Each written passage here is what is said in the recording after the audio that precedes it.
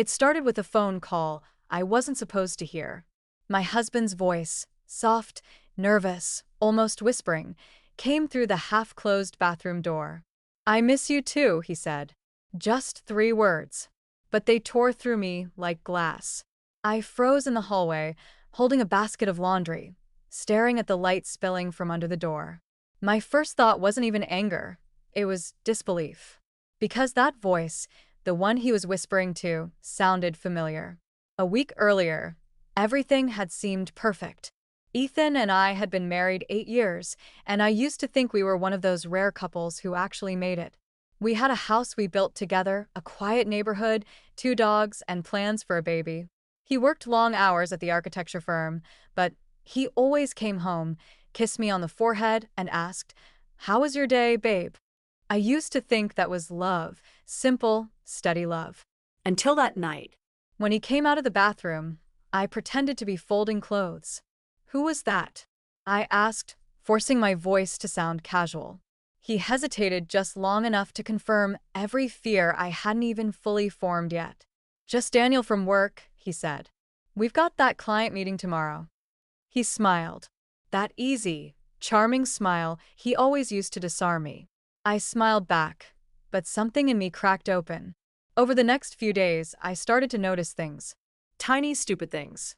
He'd change his shirt before leaving for work, even though it looked fine.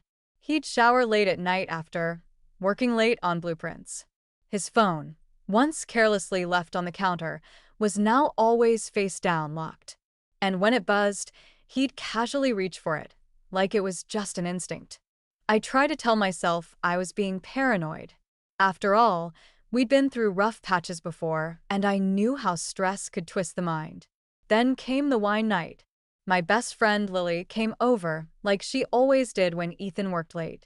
We opened a bottle of red, ordered pizza, and sat on the couch talking about everything and nothing.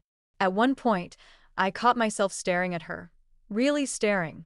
She looked different. Her hair was styled the way Ethan once said he loved. Her nails were painted the same muted green shade I'd seen on his car seat once. A scent of his cologne, his unmistakably, lingered faintly on her sweater when she hugged me goodbye. I told myself I was crazy. I had to be. Lily had been my friend since college. We'd cried together, laughed together, survived heartbreaks together. She was practically family.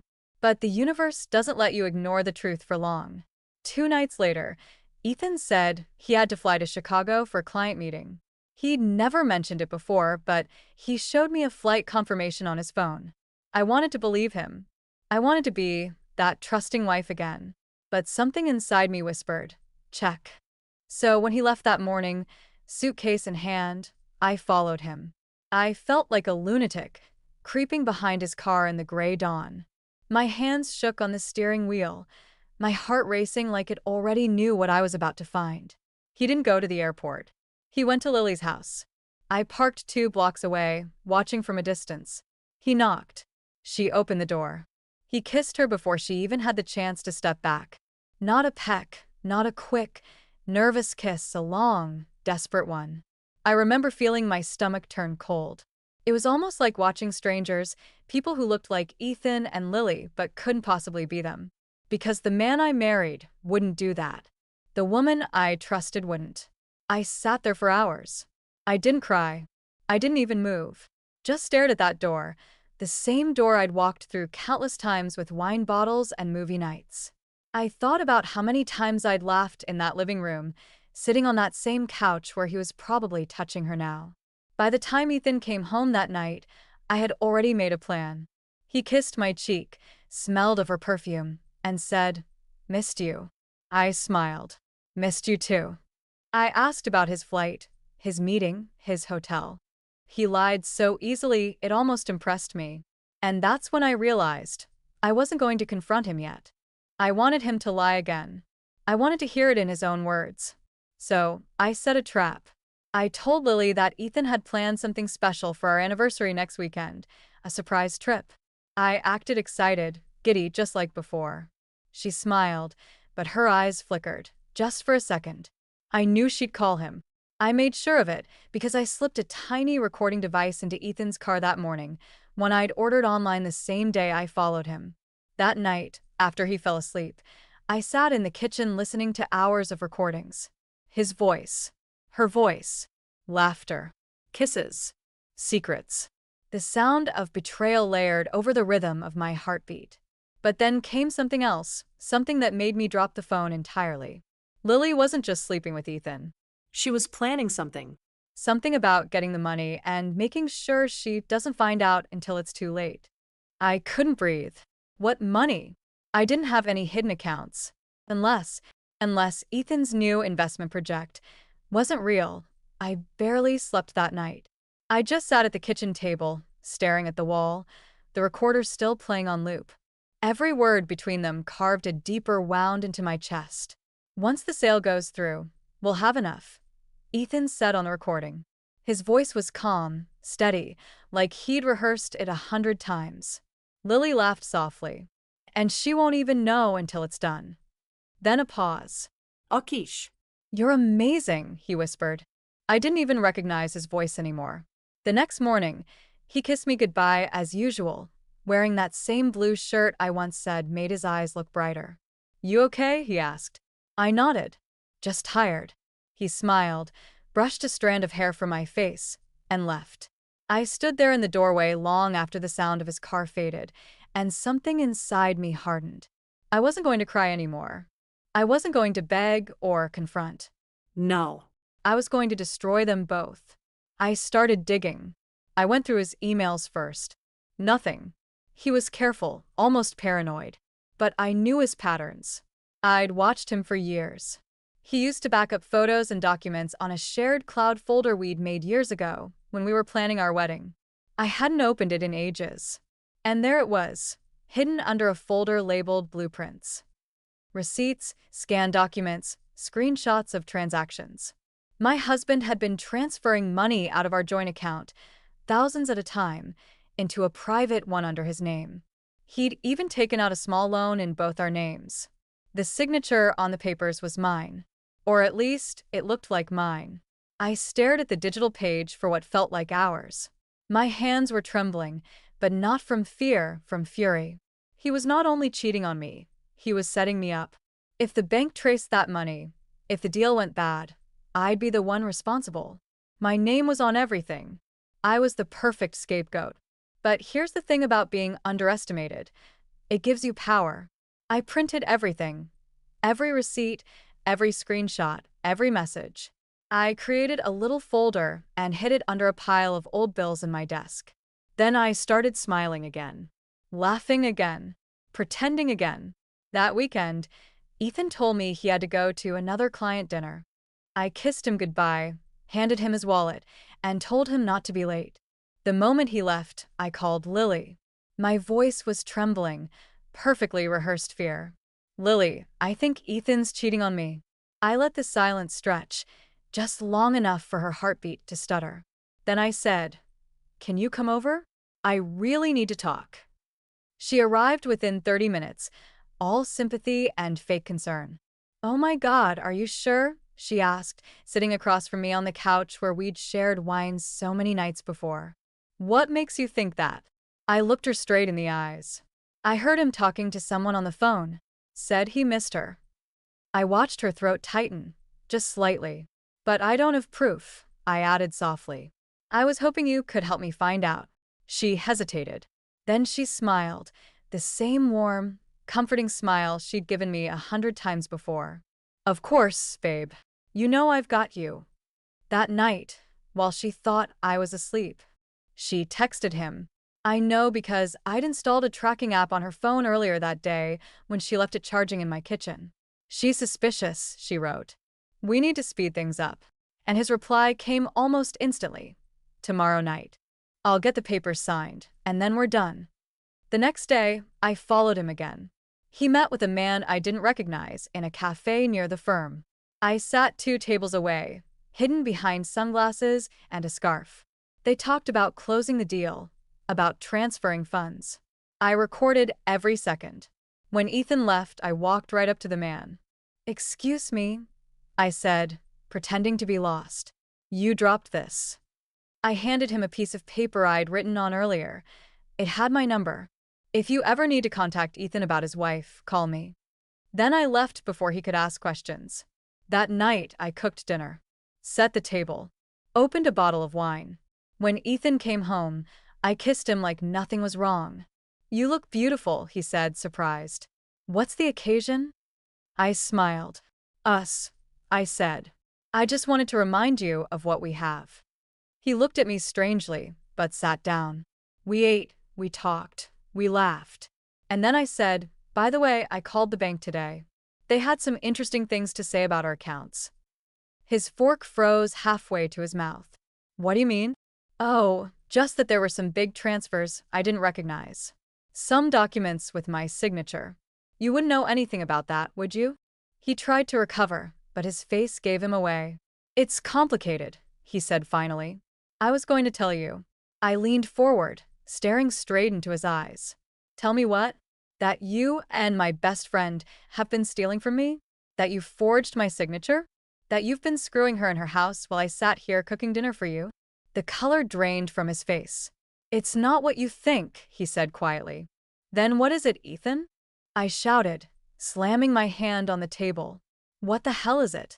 He didn't answer. He just sat there, pale and silent. That was when my phone buzzed. A text from an unknown number. I'm the man Ethan met today. You were right. Call me. I looked at him. Seems like your business partner wants to talk. His eyes went wide. What did you do? He whispered. I did what you didn't expect me to do, I said. I paid attention. He lunged across the table, trying to grab the phone, but I was faster. I stood up, stepped back, and said the words that made him freeze in place. I have recordings. Of you. Of her. Of everything. The silence that followed was suffocating. He finally whispered, You don't understand, Mia. It's not what you think. I laughed. It wasn't a normal laugh, it was hollow, sharp, almost foreign. Oh, I think it's exactly what I think. Then he said something that stopped me cold. She's not who you think she is either. My blood went cold when he said that. There was something in his tone, not the guilt or desperation I expected, but fear. Real fear. He stared at me like he was calculating whether to tell the truth or keep lying. I folded my arms, my phone still in my hand. Then enlighten me, I said. Who exactly is my best friend, Ethan? He hesitated, swallowed hard, and rubbed his temples. You think Lily's just some woman I started sleeping with behind your back, he muttered. But she's not. It started as something else. A setup. A setup. That word hit me like a punch. I almost laughed. A setup? That's the best excuse you've got. But his expression didn't change. He looked terrified. Mia, he said quietly. I didn't meet Lily through you. You met her through me. I frowned, trying to process his words. What are you talking about? Lily and I met in college. He shook his head. You think you did. That's what she wanted. She transferred into your program the semester after I met her at the firm. She told me she wanted to help with something. A job. She wasn't supposed to become your best friend. I took a step back. Stop. You're lying. But he just looked up at me with those tired, empty eyes. She's not who she says she is, Mia. She's been watching us for years. For a moment, the room seemed to tilt. The sound of the refrigerator hum grew louder. Watching us. I repeated. You're insane. He stood, slow and deliberate. You think this is just an affair? You think this is about love or lust? It's not. It's about money. About my company. He raked his hands through his hair. Lily's not her real name. She works for one of our competitors. She came after me, after us, to get access to the client list and the design files. The only reason she got close to you was to get close to me. I stared at him, my heart hammering.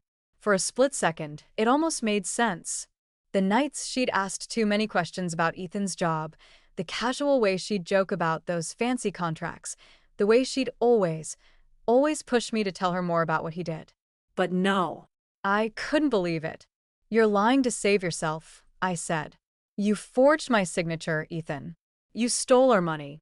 Don't try to twist this into some spy story. He sighed, defeated, and dropped into the chair again. Check her birth name, he said quietly. You'll see. That night, after he went to bed, or pretended to, I searched. It took me hours. I went through old photos, her social media, every post she'd ever made. She'd always seemed so transparent, so normal. But then I found something strange, her college photos. She wasn't tagged in any of them before the semester we met. Every picture she'd ever posted from before looked staged, blurry, Cropped.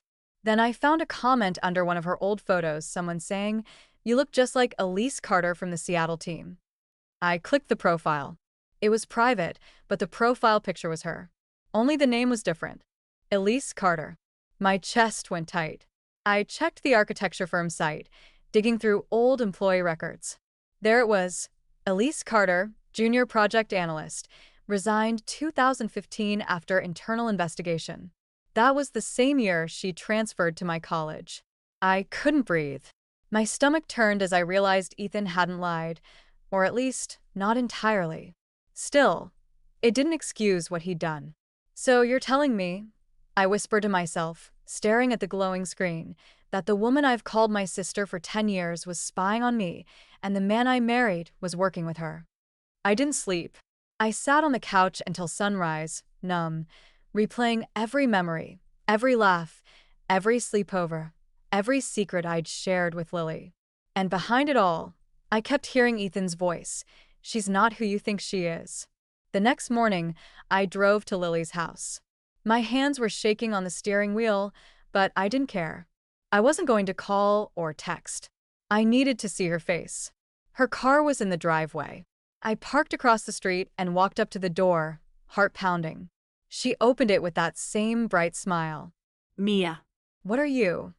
I pushed past her. Cut the act. She froze. Excuse me? Don't, I hissed. Don't play innocent. I know who you are, Elise. Her face went blank. Just like that, all the warmth drained away. She closed the door behind me, calm as ever. He told you, she said. Is certes her. So it's true? You lied about everything? About college, about how we met? She sighed. I didn't lie about everything. You really were my friend, Mia. Friend? I laughed bitterly. You destroyed my life. She walked closer, her voice lowering. You don't understand what he's done. You think I'm the villain, but Ethan's not the man you think he is. He used both of us. I shook my head. He said you used him. He said you were working for a competitor. She smirked. Did he tell you which one? No? That's because there isn't one. The company doesn't exist. The money he's been moving? It's not business money, Mia. It's laundered. He's been stealing from clients for years, hiding the transfers in fake accounts, and when it all crashes down, guess whose name is on the paperwork? My hands started to shake. No. I whispered. She nodded slowly. Yours. I backed away, feeling dizzy. You're lying. I wish I was, she said. I found out a year ago. I wanted to stop him, but by then, I was in too deep. So yes, I got close to you. Yes, I slept with him. But not because I loved him. Because I needed proof. I wanted to bring him down. My mind was spinning, everything crashing into chaos. Her words, his lies, the documents, the recordings. So, what? You're some kind of vigilante now. Her expression softened, almost sad. I didn't want to hurt you, Mia, but you were married to a criminal. The sound of a car door slammed outside. We both turned toward the window. Ethan. He stormed up the driveway, eyes blazing. You told her, he shouted the moment the door opened. Lily stood her ground. She deserved to know. He pointed at her, his face red. You think you're some kind of hero? You're just as dirty as I am. Maybe, she said, but at least I'm not a coward. I stepped between them. Enough. Both of you. I screamed. You used me. You both did. You lied, you cheated, you ruined everything. And for what? Money? Revenge. Ethan's voice broke.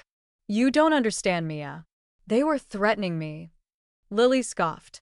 Oh, please. You were threatening me. They were shouting over each other, accusing, defending, spinning so many lies I couldn't tell what was real anymore. I looked between them. My husband, the man I loved, and my best friend, the woman I trusted. And in that moment, I realized something terrifying. They might have both been lying, or they might have both been telling the truth. But either way, I was trapped in the middle. And someone, maybe both of them, wanted me gone. Lily's house felt like it was shrinking around me.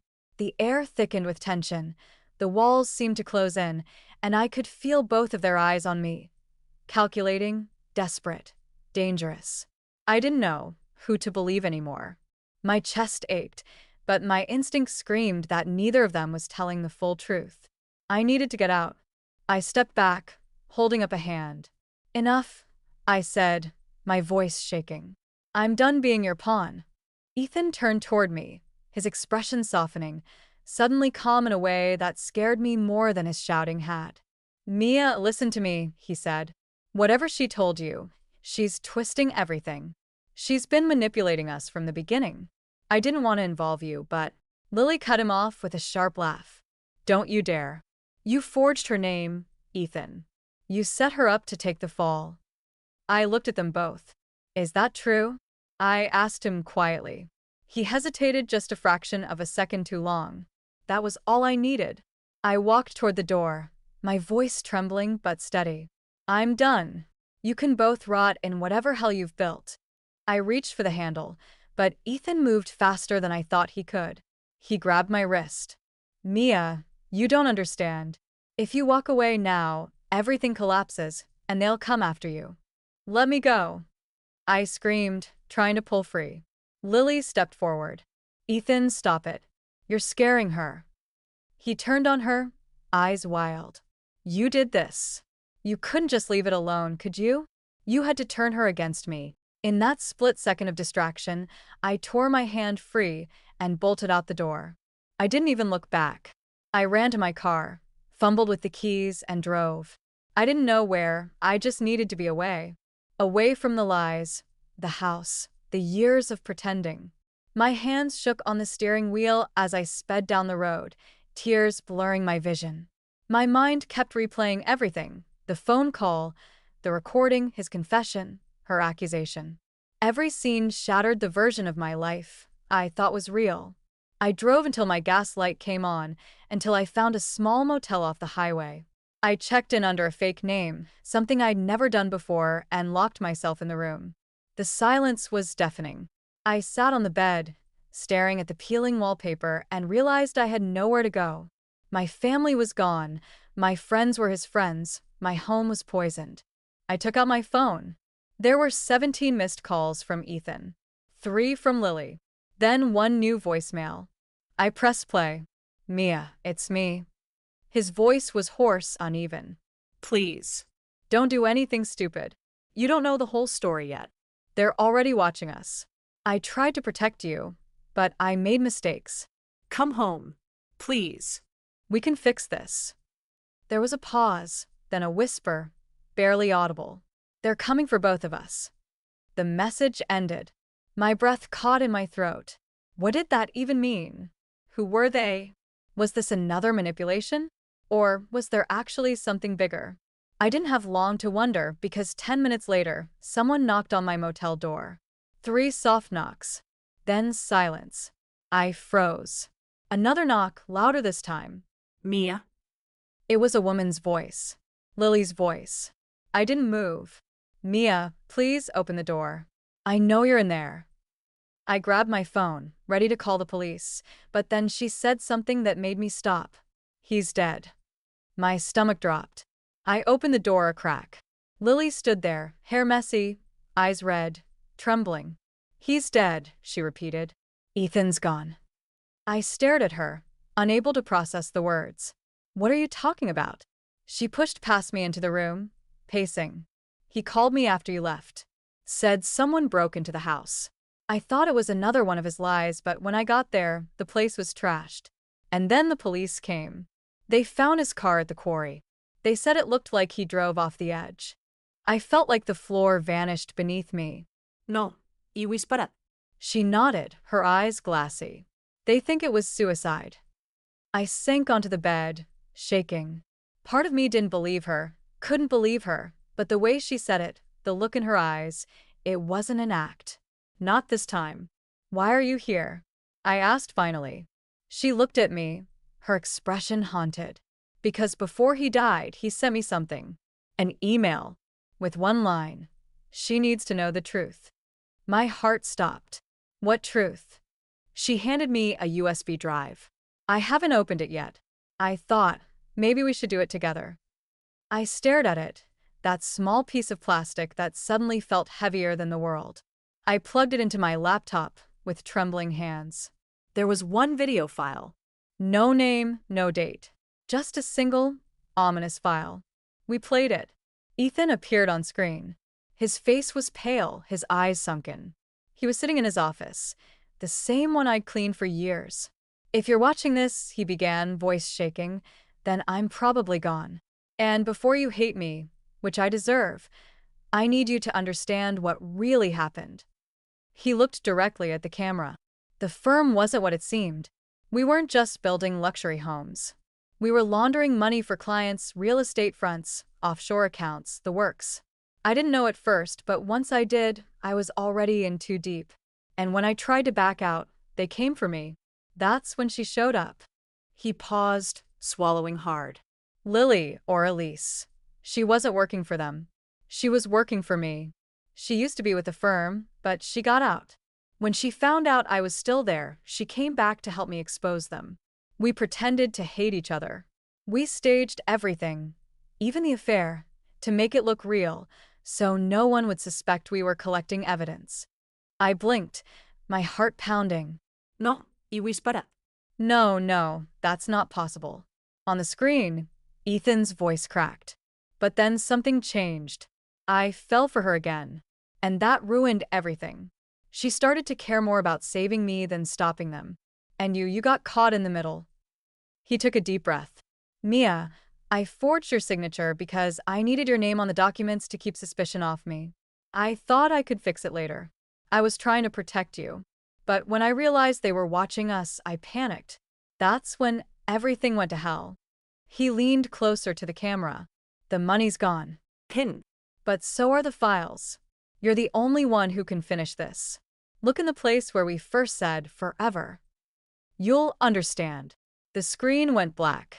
Lily and I sat in silence. My mind was spinning, my pulse roaring in my ears. The place where we first said forever. I repeated softly.